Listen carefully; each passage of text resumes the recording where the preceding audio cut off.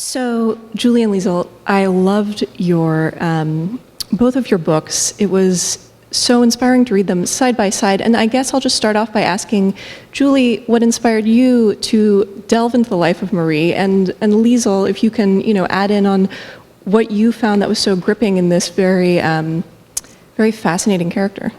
Well, I came to, what I did. It's not on. I came to. You can hear me probably, can't you? I don't need a microphone. Just the underneath part. That's the underneath part? Okay. I'll get it. Okay. I came to Marie through ballet because I was writing the biography of Frederick Ashton, who created Marguerite Normand as a vehicle for Fontaine and Nureyev. And my second biography was of Nureyev, and I thought at the time I must find something else to say because I'd already written about her. I mean, she was Ashton was fascinated by her because Liszt had an affair with her, and he had just serendipitously chosen Liszt's piano sonata as his music. And when I came to write about Nureyev, I thought, well, I'll start reading, and I started reading more and more about Marie, and she just sort of got under my skin, and she's got incredible, strong character, and I guess I fell in love with her. And I should just say, for those of you who don't know ballet, Marguerite and Armand was Ashton's version, a shortened version of The Lady of the Camellias. And he was scornful of the novel that Alexander Dumas fils wrote. He called it that old hack story. And so when he made his ballet, he pruned the novel into 5 acts. And but rereading it and translating it, I don't really think it's such an old hack story. I think it's kind of evergreen. And one thing that I told Julie this weekend is that I wish I could have read her biography of Marie Duplessis, the woman who inspired Marguerite, and also inspired Violetta, who is the character in La Traviata, Verdi's opera, which he wrote a year after he saw the play version of The Lady of the Camellias. I wish I could have read this biography before I read the novel, because when you read the novel, The Lady of the Camellias, or Camille, there's a lot of simpering going on, and Armand is this 23-year-old young guy who's supposed to be in law school, and he's desperately in love with this courtesan, Marguerite, and he just can't pass her up. And she keeps on telling him, get lost, you've got all these expectations, and I'm not a virgin, you're going to be all bourgeois on me, go away. But he can't, because he loves her. And so their tormented relationship it really drew me. And so to not horrify the reading public and the theater-going public in France in the 1840s, Alexander Dumas fils had to make her sorry. She was sorry that she was essentially she was a kept woman. She was sorry she was immoral. She was going to reform. But the real Marguerite, as I learned in Julie's book, she was not sorry. She had many opportunities to take gigantic gifts from people who admired her, women, some of them just completely platonic. And she decided in every case, I'm going to do it my way. Yeah, I think she had a terrible childhood. She grew up in Normandy in a tiny town, and she had a brutal father who beat the mother, and the mother had to leave her 2 daughters behind. And there are stories that actually the father sold her aged 14 to an old man of 70. So she discovered her life of vice very, very, very early, and she had to fight for food. She had to fight for her living, and she ended up being taken to Paris by her father and sort of left there age 14. And from that moment on, she started out, as many sort of girls from the provinces did, working in a dress shop.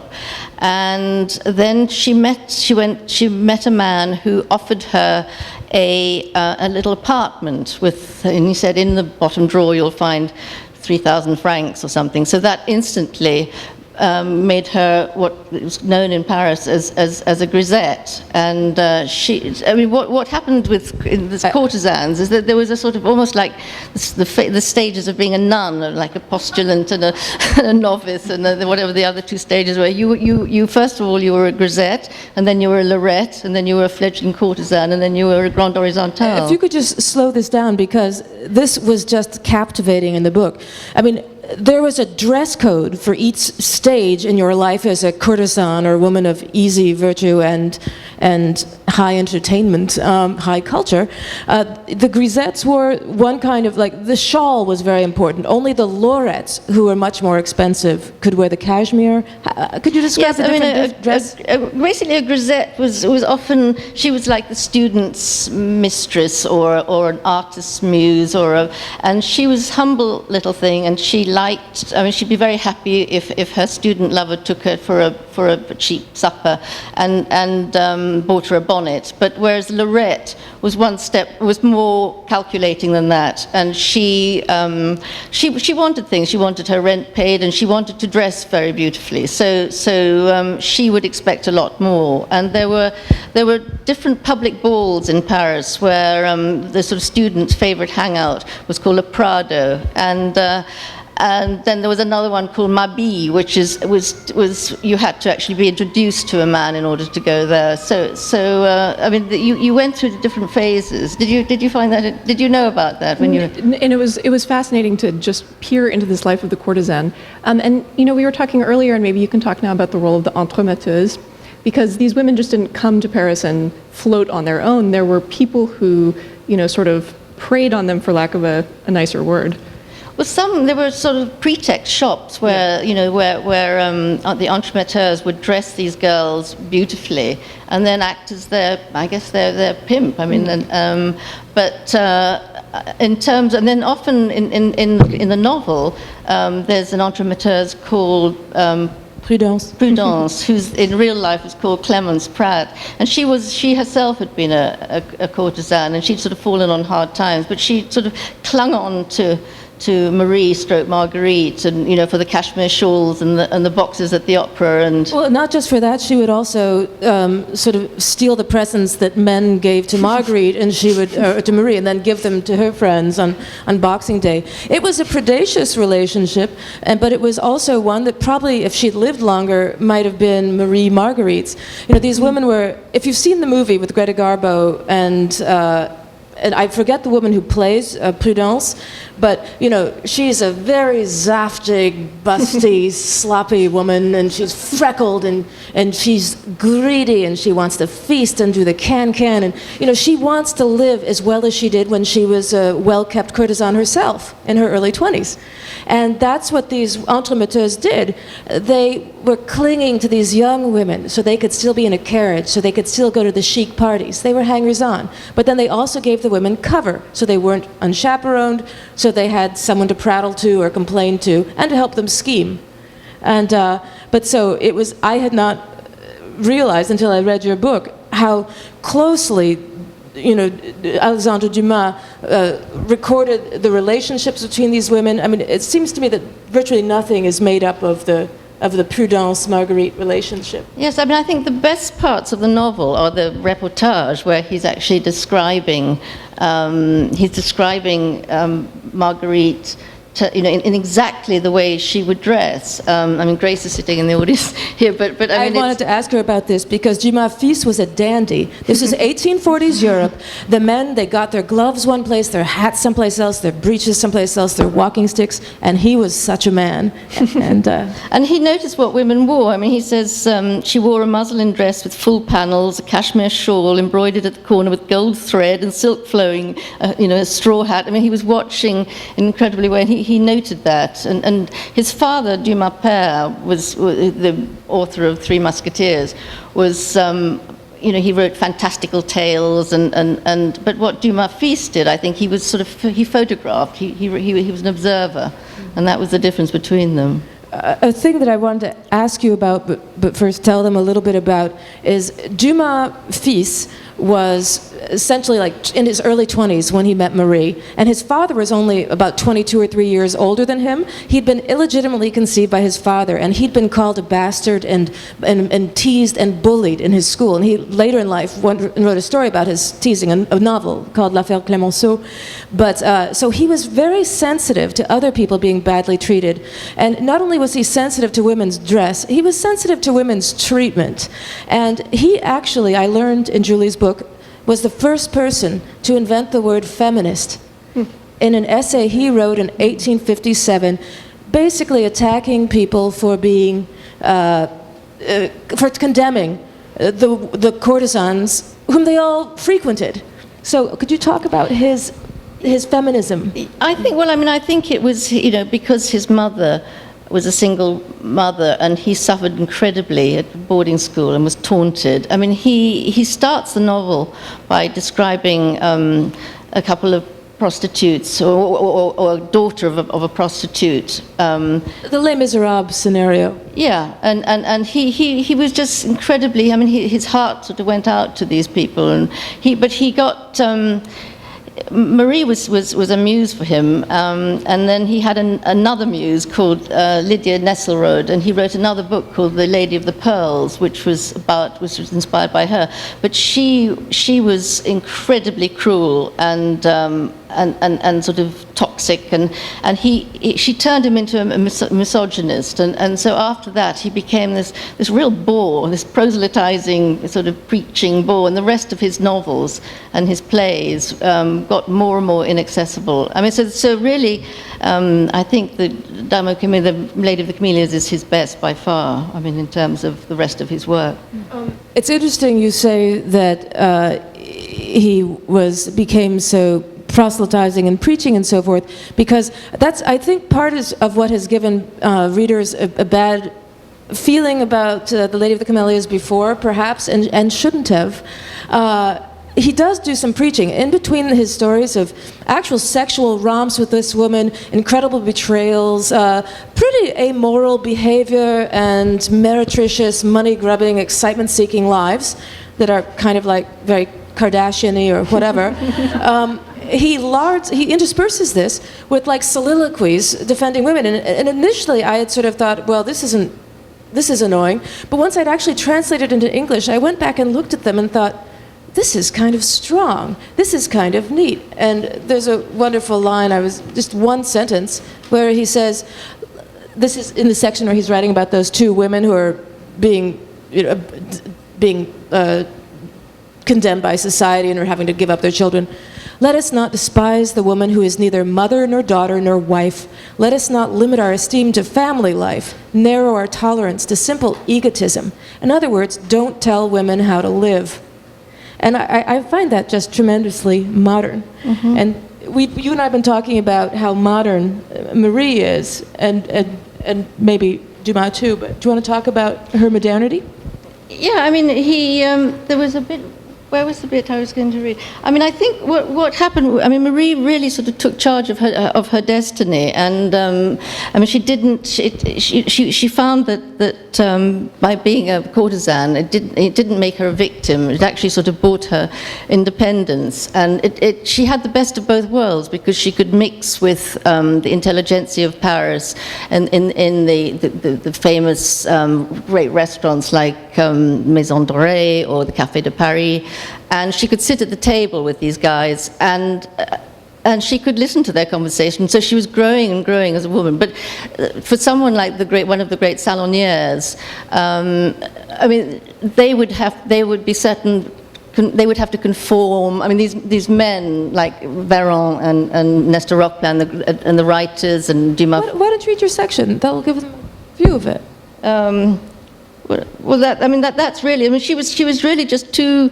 She was too clever and too observant to be just sort of mute with these men. And she had a library. She was an avid reader. She used to go to the theatre, and she wanted to basically profit from Parisian culture in a way, and have a sort of hedonistic life that these men were having. But the other thing is that because she was a courtesan, she was allowed to say lewd things at dinner, exactly, and salty things. She went to a famous dinner given written by this man named Louis Véron, who was the head of the opera. He revived the newspaper Le Constitutionnel. He started another paper, I forget what it's called. But there would be these 12 people, and you had to be in by invitation only, and if you were dull, you were gone.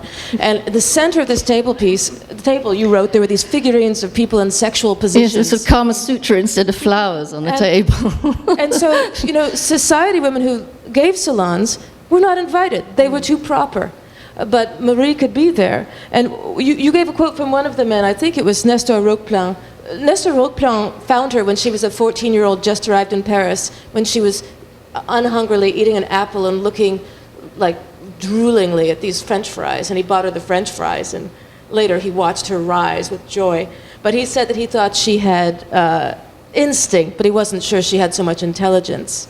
Yes, because one of the things you were interested to know was how smart was she? Because she'd come to Paris with basically unable to read or write, and then suddenly within a few years she was having a salon of her own. She had this extraordinary library.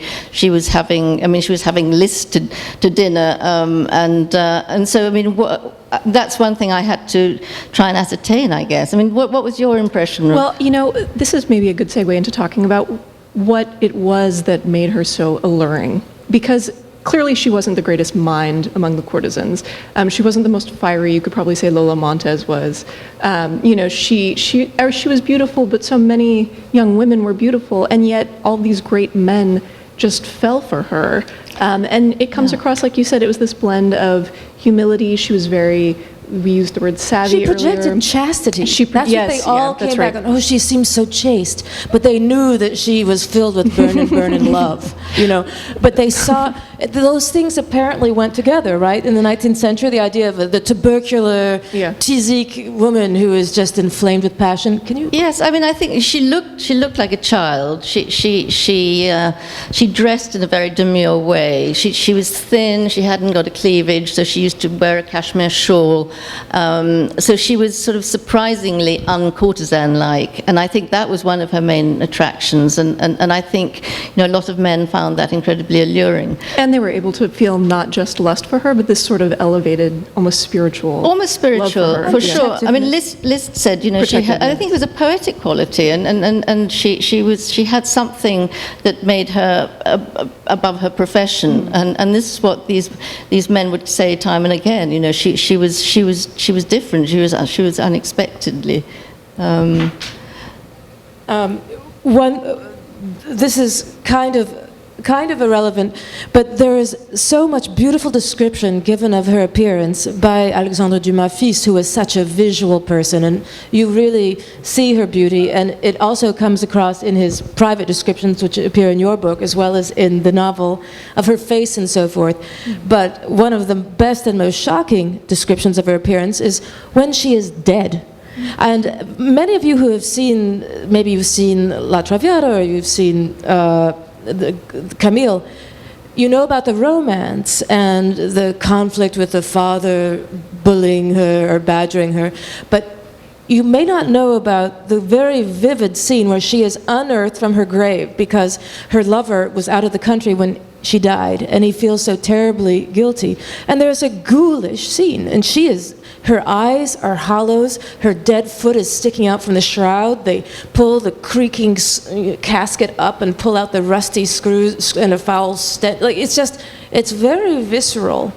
And so I guess you see what she's... No, because it's there in the novel. It's much more powerful. What was Ashton? Ashton used to call it the wormy bits. He used to love the novel because the play is much more sort of artificial and airbrushed, but I think I was sort of startled by realizing when I was researching that this actually happened, because I thought it was fiction, and actually the sort of the real Armand character, who's a young count, Ned Perigot, had her exhumed, and I think it's a little bit to do with he was so completely in love with her. It was like sort of, this will make me realize that she's actually dead, in the way that Heathcliff in Wuthering Heights, she tries to dig Cathy out of her grave just to see her one last time. But then he spent the rest of his life immortalizing her. Yes. In his fiction. Yeah.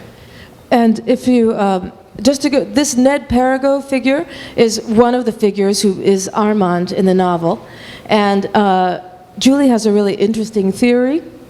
Well, it starts from the back, doesn't it? It starts. I should explain. I should reframe that for them. So Armand Alexandre A.D. She called him AD in real life, and so the initials are the same of Alexander Dumas and Armand Duval. So he was with her for maybe 8 months. He exaggerates the time. It ended. He couldn't afford her. She laughed him off. He was gone. But he cared very much for her, obviously. But so he'd been abroad in Marseille, and he came back from his travels to Paris to find that she had died and her belongings were being auctioned. And he was shocked, and he went to this, and we'll talk about that in a second, but like, he went to this auction and was so shocked to see all of the people gloating and, you know, rummaging through her things, titillated, you know, was excited to see the life of the courtesan, but he was also bereft from it. And he immediately wrote this essay, this elegy to her called MD, and then told his dad the next day, I want to turn this into a book. And his father said, do it. And he did it in 8 days.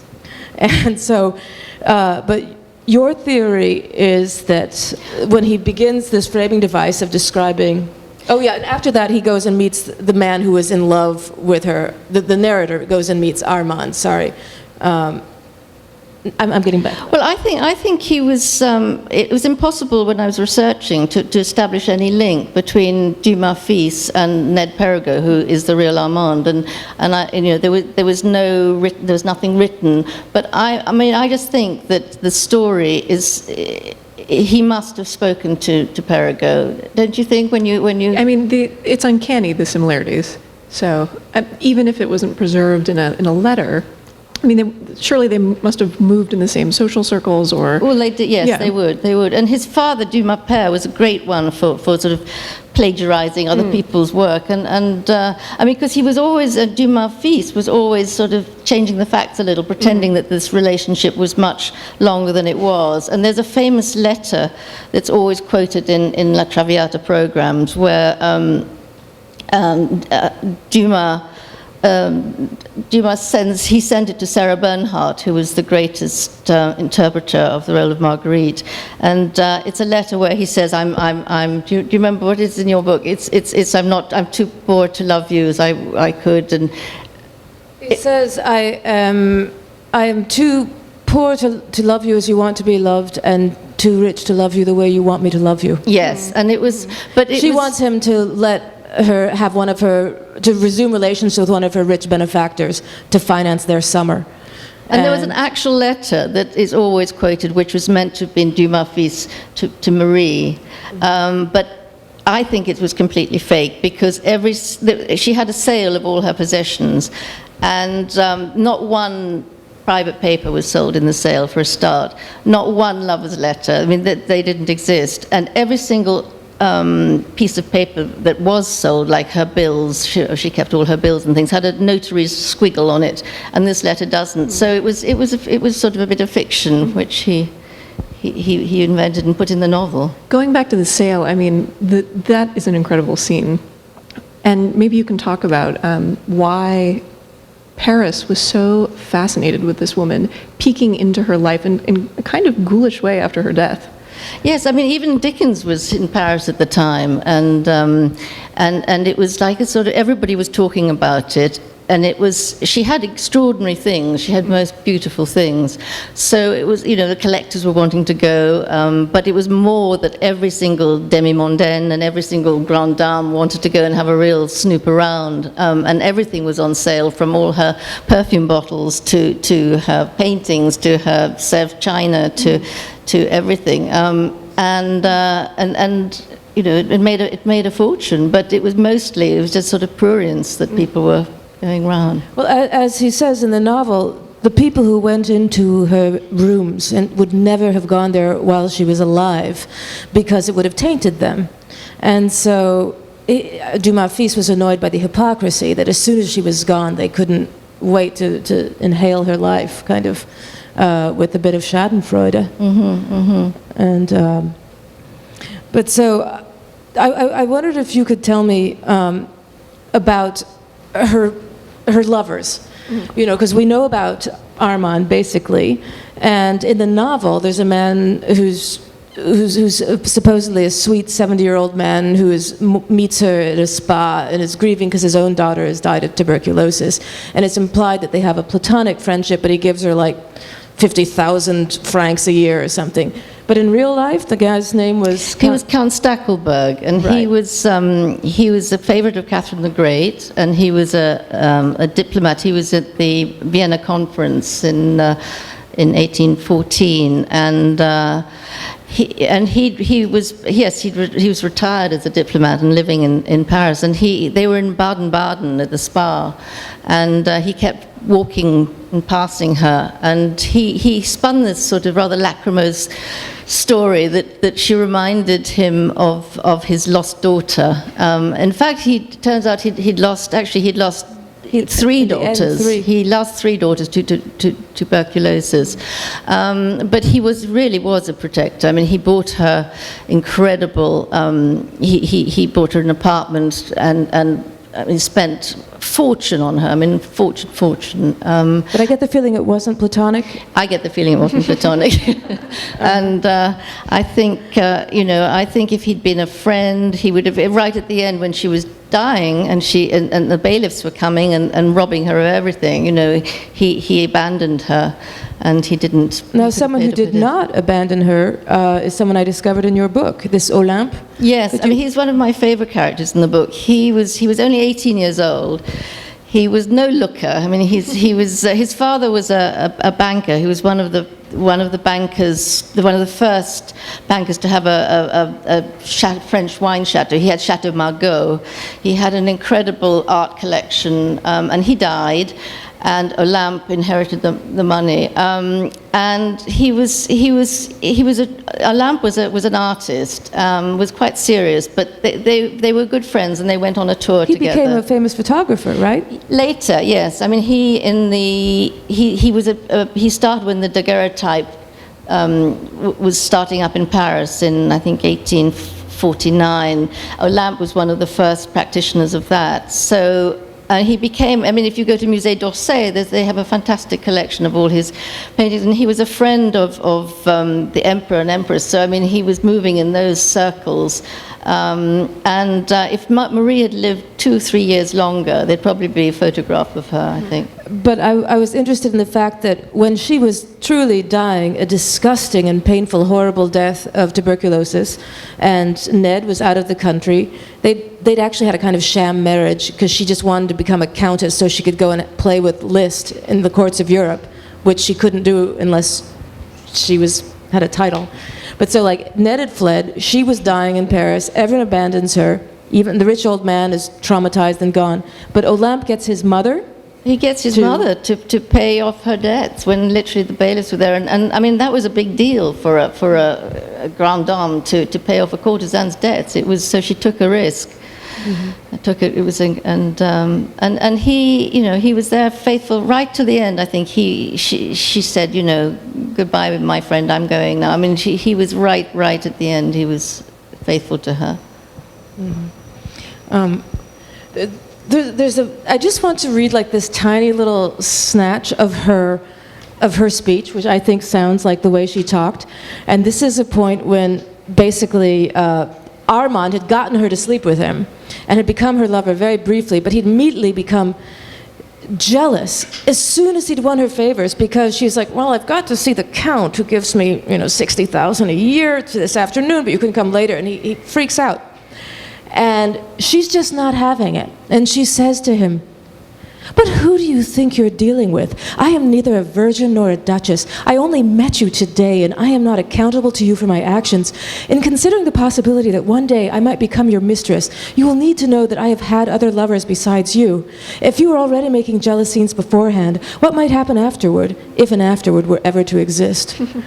And, there's a way in which she's tender in other scenes in the book, but I kind of like her better here, where she's just being realistic. Mm-hmm. And we touched on the idea of the fact that she's a modern woman, but there's a whole lot in this book just about how valuable and precious and difficult it is to win a love of a courtesan as opposed to a virgin. He's like, anyone can fool a virgin. They want to fall in love. You can trick them. Any man of 25, give him an hour, done. But to win the heart of a courtesan. And so, I certainly don't know anyone who's a courtesan, but I also don't know anyone who's a virgin, over 20.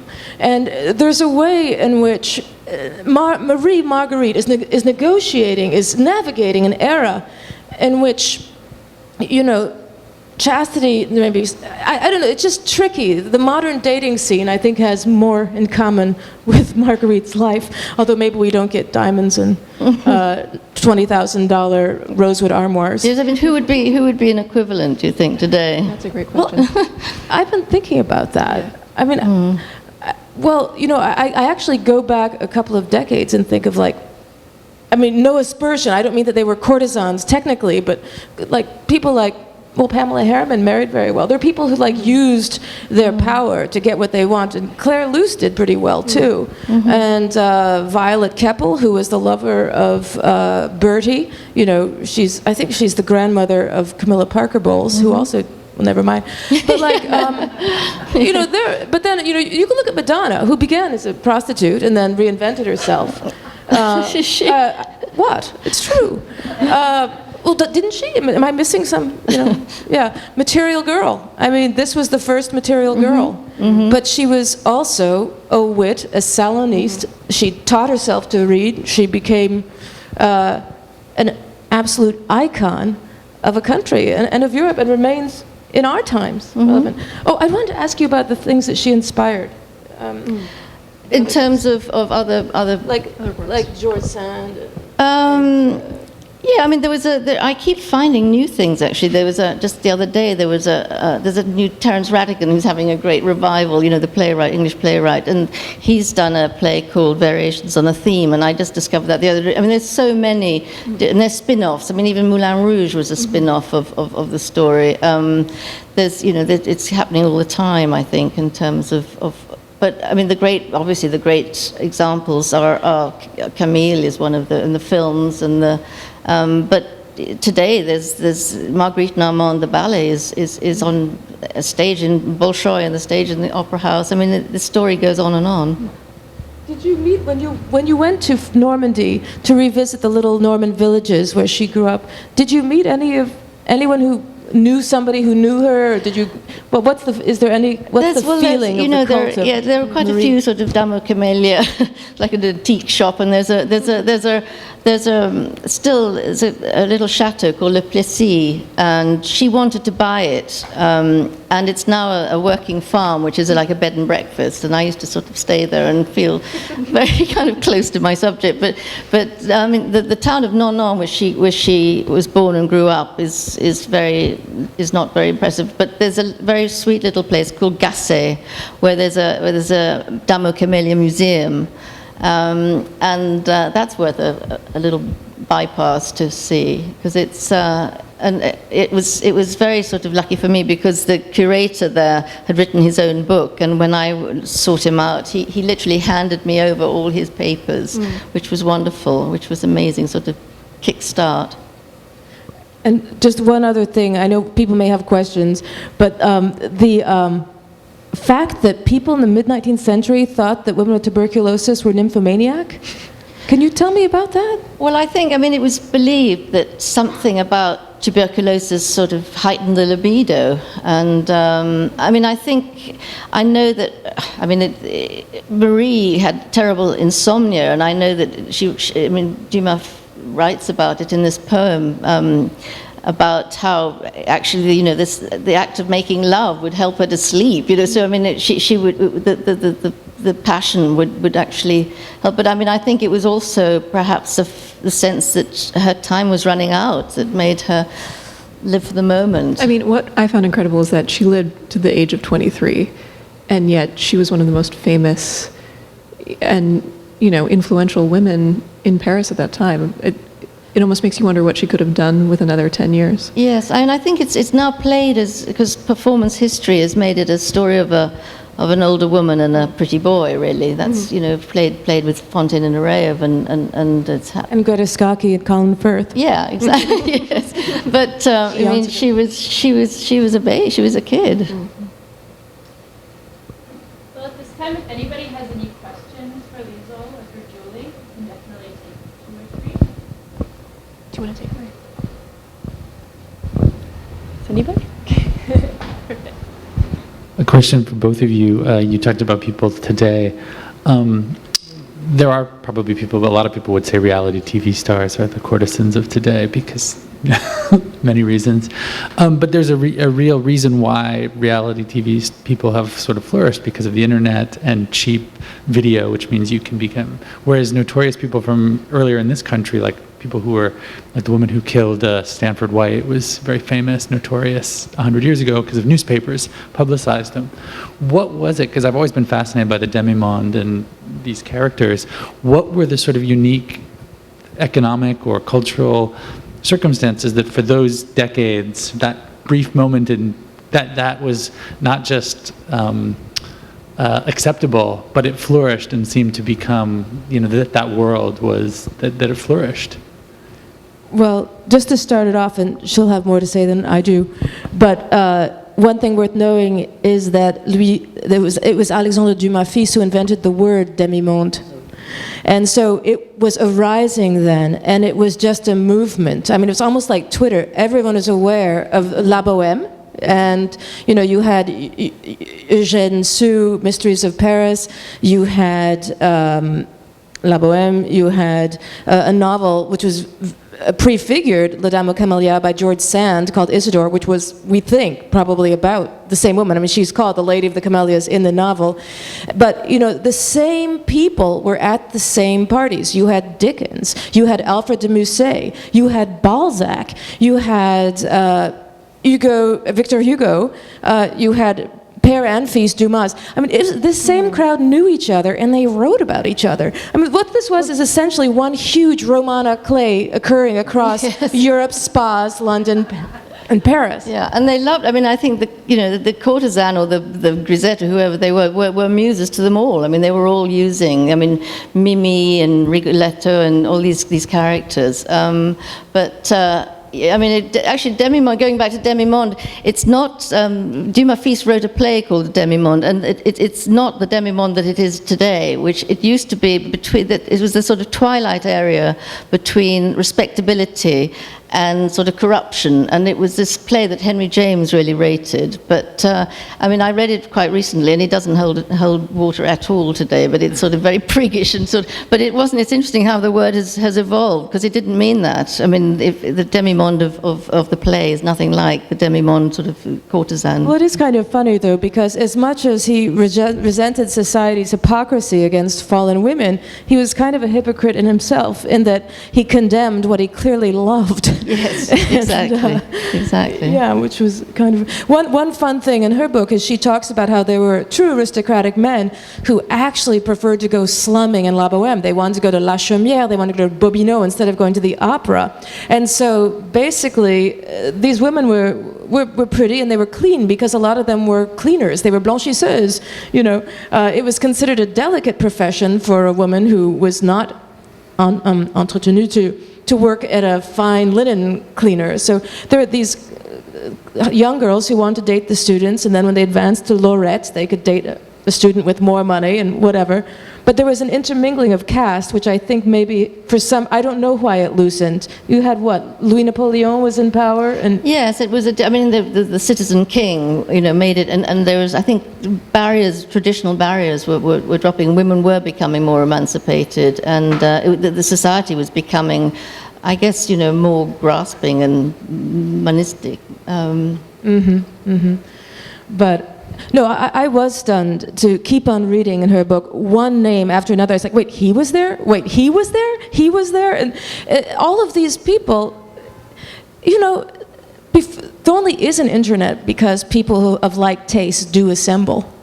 And here they were just doing it in a real space, in a real time. Wonderful. Does anybody have another question there today? I actually did want to know how you guys felt about how fictional portrayals of Marie Duplessis have held up to her as a woman. Has there been a lot of hyperbole in fictional portrayals just across the board, or have they typically been true to who she was? You had an interesting question about why Armand wanted to make her, convert her, reform her. Yeah, I mean, I think she didn't want to be reformed. I mean, she loved her life. She loved the party life, and she had a couple of chances to do that, to change her life, and didn't want. But I mean, when you mean fictional portrayals, do you mean different stories of her? I mean, different novels, or? Yeah, just basically, different novels. Yeah, I mean, they've been. I think it's all been fairly chocolate boxy, the interpretations, and there are 2, 3, or 4. Well, the big thing that gets done to her, and it happens in La Traviata as well as in the novel, is there's a scene where she's having this wonderful idyll with her lover, and then a father figure comes and scolds her. And that didn't happen, did it? I mean, all she had in your book, I gather, is that she wanted to marry this Paragot who was besotted with her, the one who had her dug up, and his family just was horrified. Of course, they were mostly dead, but nonetheless, his family controlled the purse strings, or his advisor, or whatever you call it. So he had some sort of family employee that came to say to her, "You really shouldn't marry him because you'll hurt our family's reputation." And she said, "Well, if you're coming to me to ask me to do this, you clearly have no power over whatever he and I decide, so why don't you just go away?"